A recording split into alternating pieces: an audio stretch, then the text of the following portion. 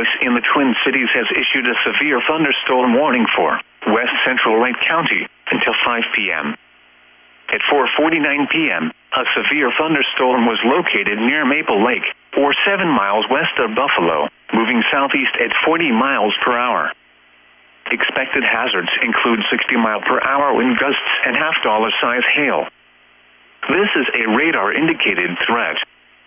The following impacts are expected. Hail damage to vehicles is expected. Expect wind damage to roofs, siding, and trees.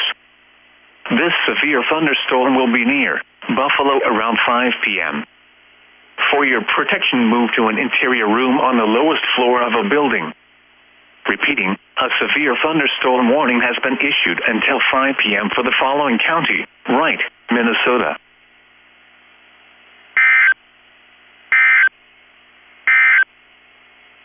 Severe thunderstorm watch number 627 remains in effect until 10 p.m. for the following counties in Minnesota: